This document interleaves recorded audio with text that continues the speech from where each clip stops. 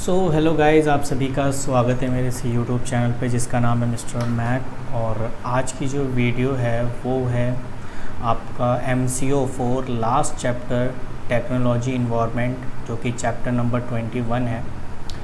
तो इसमें से एक क्वेश्चंस फंसेगा आपका, तो इसीलिए आप इसे अच्छे से आप इसकी तैयारी कर लीजिए। मैं इसमें जो है सिर्फ इम्पॉर्टेंट क्वेश्चंस के बारे में बात करूँगा और उसी इम्पॉर्टेंट क्वेश्चंस में ही आपके जो है पूरी बुक तो नहीं कहना, मतलब पूरा चैप्टर जो है आपका वो कवर हो जाएगा। ठीक है, तो उसी के साथ मैं यहाँ पर इस सारी चीज़ों को मैंने इकट्ठे ही एक PDF में क्रिएट किए।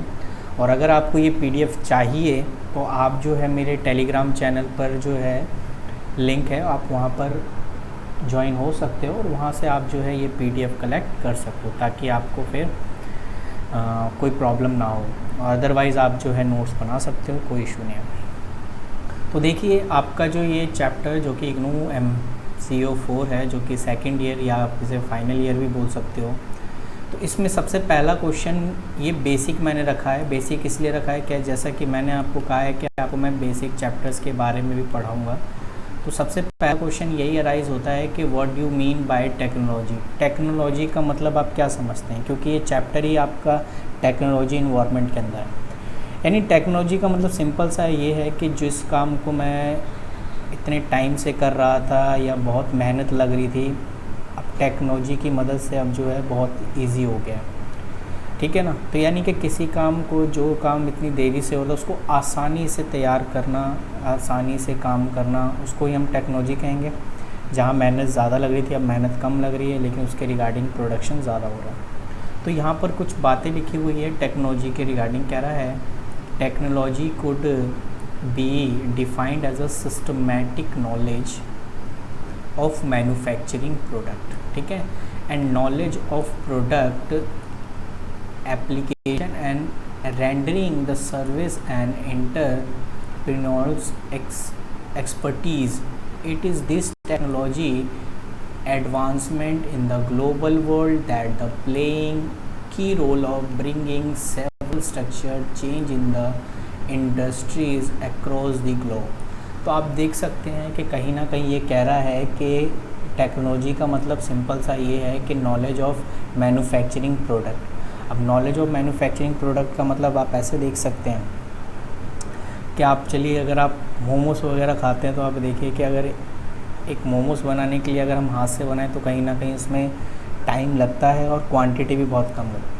वहीं लोगों ने जो है, जो कि हमारे इन्वेंशन जितने भी थे, उन्होंने दिमाग लगाया और उन्होंने एक मशीन बनाई, यानी नॉलेज ऑफ मैन्युफैक्चरिंग, कि हम इसको किस तरीके से ज़्यादा क्वांटिटी में बना सकते हैं। तो उन्होंने मशीन डेवलप कर दी। बस उन्होंने क्या है, आटा भी वही गुन जाएगा और वहीं से जो है मोमोस वगैरह तैयार हो जाएंगे। खैर, ये एग्जांपल मैंने इसलिए दिया, दिल्ली वाले लोगों को मोमोस भी ज़्यादा पसंद है, सो दैट इज़ एग्जाम्पल। तो कहीं ना कहीं आप देख सकते हो, और ये कहीं ना कहीं एक रिवोल्यूशनरी भी ला रहा है कि हम जो है इंडस्ट्रियल, देखिए जो भी लोग हैं उसे जितनी जल्दी जिस टेक्नोलॉजी को एक्सेप्ट करेंगे वो इंडस्ट्री जो है ग्रो करेगी। क्योंकि जिस तरीके की पॉपुलेशन मार्केट को कवर करना है, उनकी डिमांड्स को फुलफ़िल करना है, टेक्नोलॉजी तो इम्पॉर्टेंट रोल निभाएगा ही। ठीक है ना। तो कह रहा है इट इज़, यहाँ पर यही बात कह रहा है कि it is the technology only that drive for competition in one और अदर वे। ठीक है ना। इस तरीके से आप देख सकते हो कि इस तरीके से आपको टेक्नोलॉजी में बात की गई है। उसके बाद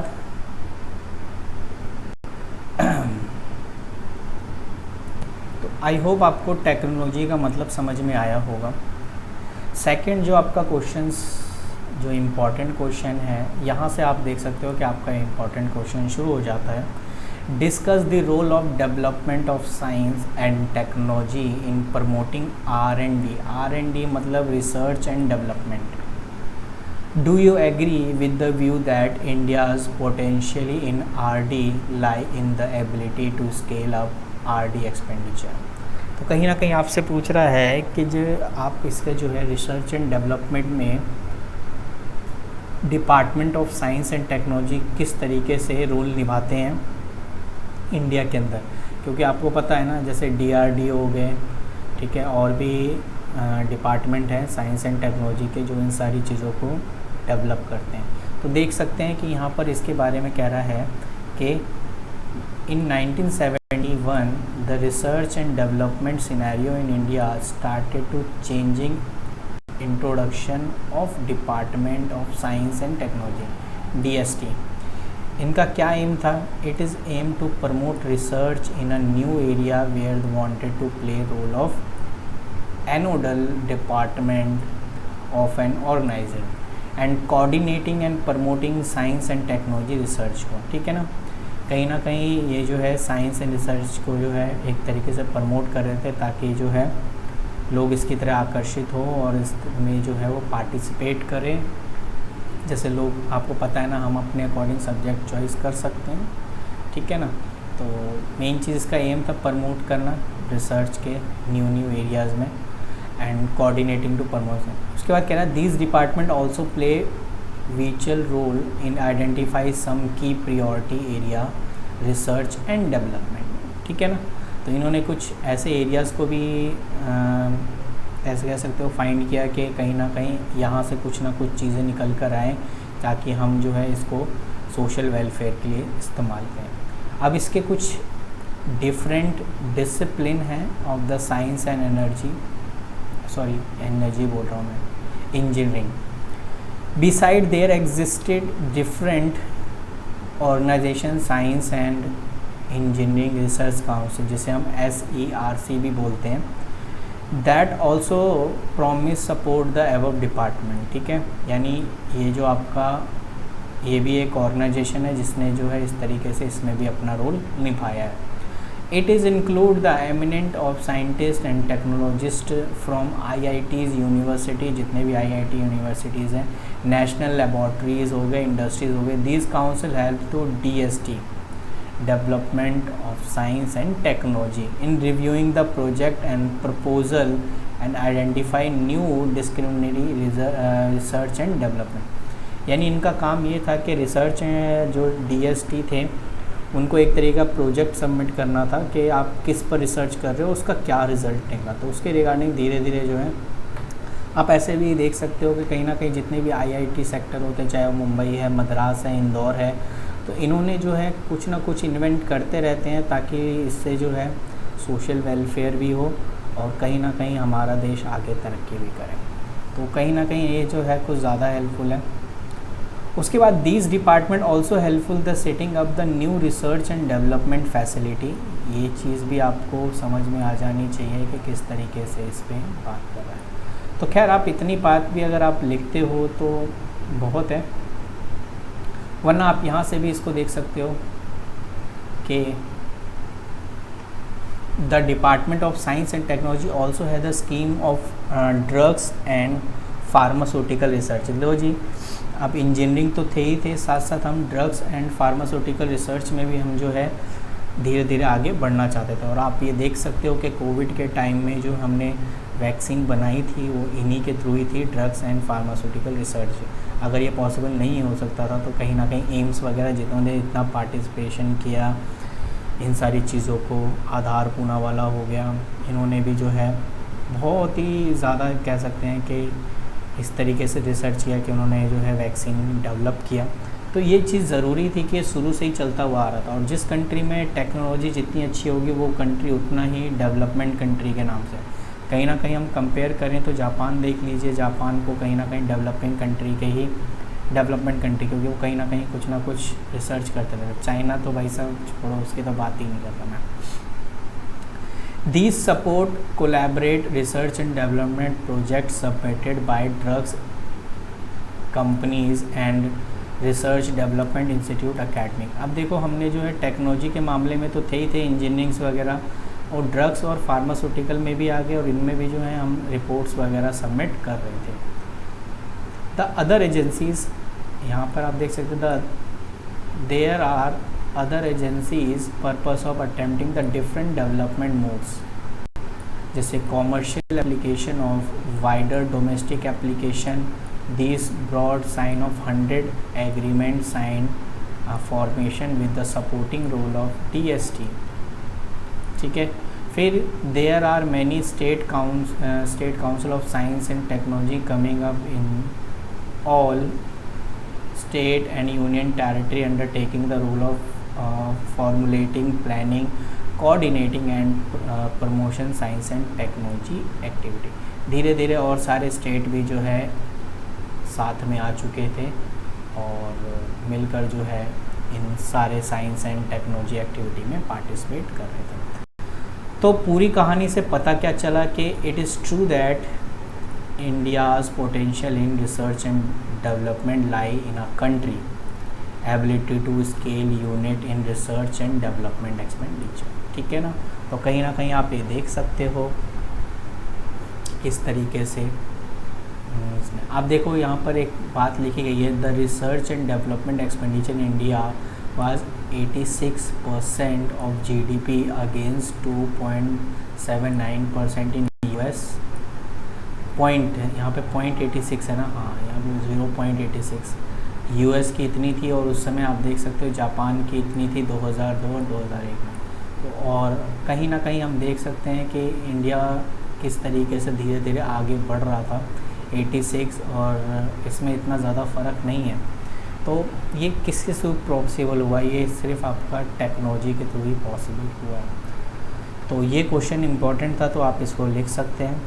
कह रहा outline the rational of technology transfer and it's benefit developing country.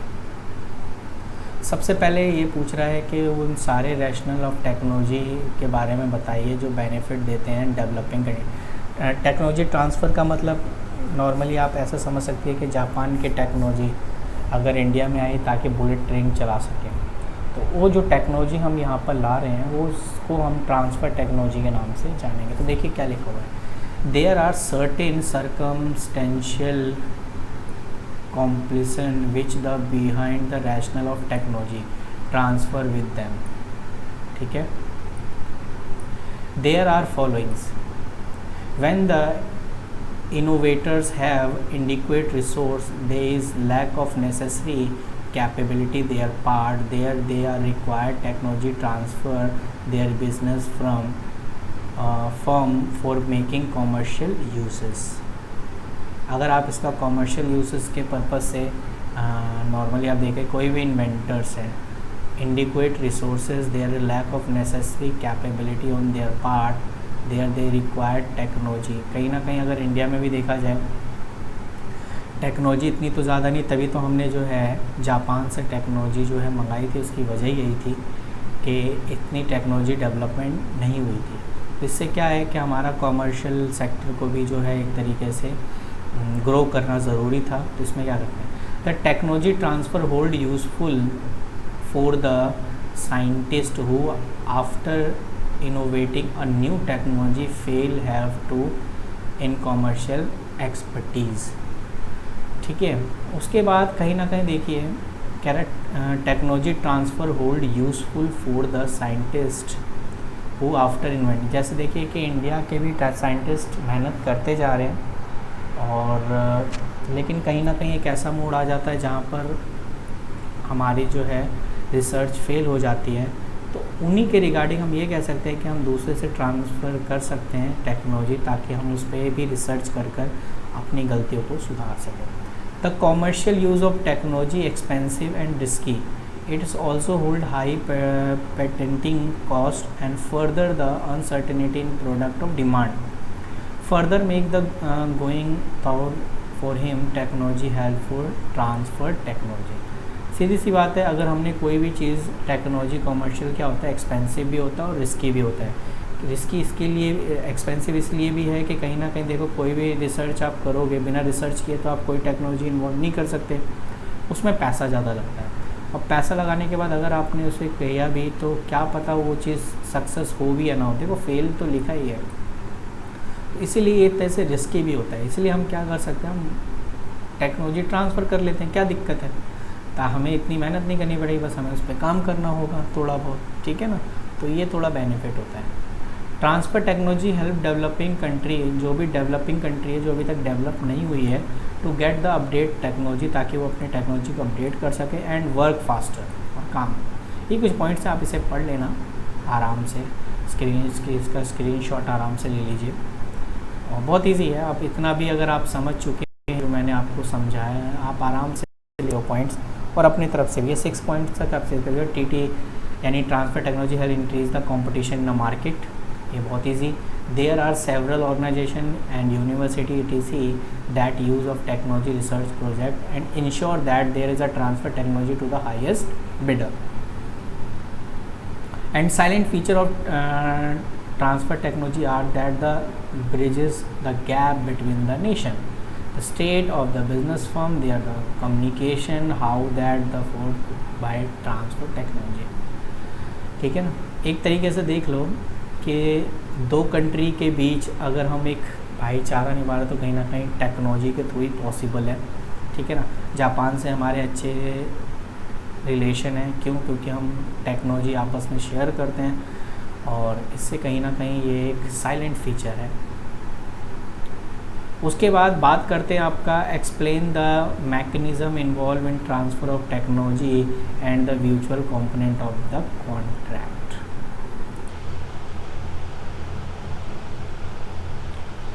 तो नेक्स्ट क्वेश्चन आपका बन जाता है कि explain the mechanism involve in a transfer of technology, यानी किस किस टाइप से आप जो है अपने ट्रांसफ़र ऑफ टेक्नोलॉजी यानी कर सकते हैं। तो पहला लाइसेंसिंग एग्रीमेंट के थ्रू आप जो कर सकते हो।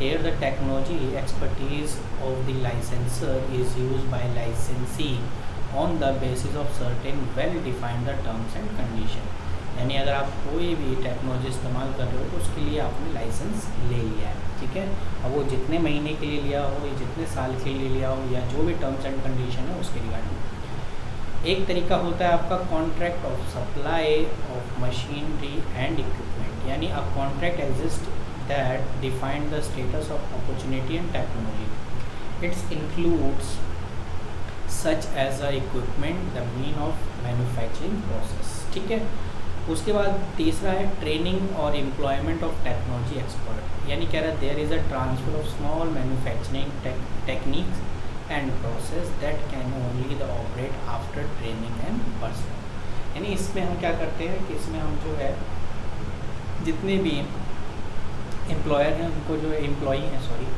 उन सबको जो है ट्रेनिंग देते हैं। ट्रेनिंग के थ्रू यानी कैसे उन्हें काम करना है, क्या चीज़ें, तो इस तरीके से हम जो है उसमें हम काम देते हैं ताकि उनकी जो पर्सनल, यहाँ पे वो पर्सनल वाला नहीं है, पर्सनल यहाँ का मतलब यहाँ पर है एक स्किल पर्सन की बात हो रही है, स्किल लेबर की बात हो रही है। ठीक है ना, तो एक डेवलप हो जाएगा। टर्न की कॉन्ट्रैक्ट यानी this involve the comprehensive transfer of certain complex technology contract involving the supply of design service and client. ठीक है ना, ये टेक्नोलॉजी हो गया। उसके बाद सब कॉन्ट्रैक्टिंग हो गया। ये इतने सारे जो है ना आपके सारे इसी से रिलेटेड बात करते हैं कि subcontracting many foreign enterprises are the subcontracting the purchase of input for the host country producer and they provide full range of technical support and technical know how mostly automobile industries हो गई, television हो गया, found this type of arrangement. यानी subcontracting का मतलब होता है many foreign enterprises are subcontracting purchase of input for the host countries. ठीक है, countries producer they provide full range of technical support and how, जैसे suppose करिए USA की कोई कंपनी इंडिया में आई, इंडिया का जो इनपुट रॉ मटेरियल है वो यूज़ करेगी और साथ साथ आपको टेक्नोलॉजी शेयर कर रही है। ठीक है, यानी रॉ मटेरियल आपका, टेक्नोलॉजी हमारा, हम मिलकर प्रोड्यूस करेंगे और जो भी सामान वगैरह बनता है वो उसमें देगा। ठीक है,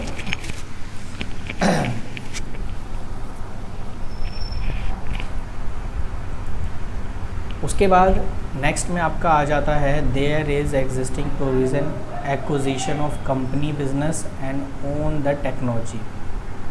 उसके बाद ये कुछ पॉइंट्स हैं, इतना ज़्यादा वो खास नहीं है, आप इसे देख सकते हैं। नेक्स्ट है कि question 8 what are the problem face by developing country in respect of transfer of foreign. अब ये बताइए कि डेवलपिंग कंट्री वो कंट्री होती है जिसने टेक्नोलॉजी को दूसरे कंट्री से लिया, यानी डेवलपमेंट कंट्री से लिया, तो जिसने लिया वो डेवलपिंग कंट्री है, तो उसके लिए क्या फेस ऑफ करना पड़ता है ये देख रहे हैं। कह रहा है अगर मैं कहूँ कि नॉर्मली एक डेवलपिंग कंट्री को क्या फेस ऑफ करना पड़ता है ट्रांसफ़र टेक्नोलॉजी के लिए, तो सबसे पहले कह रहे हैं इसे higher cost of foreign technology, पैसे तो ज़्यादा लगते ही लगते हैं। उसके बाद आप पूरा का पूरा डिपेंडेंसी हो जाते हो फॉरेन टेक्नोलॉजी पे, आप अपनी तरफ से कुछ नया इन्वेंट करते नहीं हो, ठीक है ना, जो कि गुड साइन नहीं है। तीसरा कह रहा है indigenous technology capability some time affected a new product and process of launch of host country. Indigenous technology capability some time are affected by new product and process. कहीं ना कहीं आप देखते हो कि कुछ ऐसे प्रोडक्ट्स हैं जो अफेक्ट करते हैं, ठीक है ना, न्यू प्रोडक्ट्स के रिगार्डिंग। तो इसमें आप देख सकते हैं the total entrepreneurship are many time killed with superior technology advantage of the foreign enterprises. कह रहा है total entrepreneurship is a many time kills with the superior technology.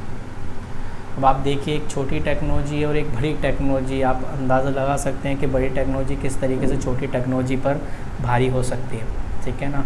एक हम ऐसे कह सकते हैं कि एक छोटी कंपनी और एक बड़ी कंपनी सेम सामान बनाती है और इसके पास टेक्नोलॉजी भरपूर भरी पड़ी है, और ये छोटी कंपनी है जो छोटे मोटे लेबर हैं जो छोटे मोटे टेक्नोलॉजी यूज़ करते हैं, तो कहीं ना कहीं ये बड़ी कंपनी इस पे हावी हो सकता है क्योंकि ये ज़्यादा प्रोडक्शन कर रहा है। तो वही चीज़ यहाँ बता रहा है। कह रहा है there are other problem associate with the MNC's technology transfer such a price discrimination and price market distortion. यानी कहीं ना कहीं भेदभाव तो किया जाता है प्राइस के रिगार्डिंग अलग अलग कंट्रीज से।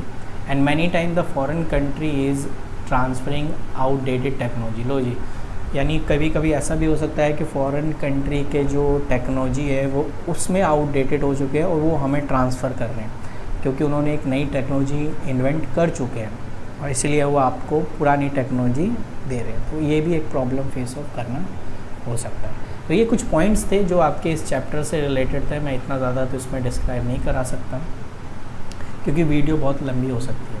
तो जितना भी मैंने आपको समझाया है, बताया है, आप उसके रिगार्डिंग माइंड में उस चीज़ को सोच सकते हैं और उसको आप लिख सकते हैं।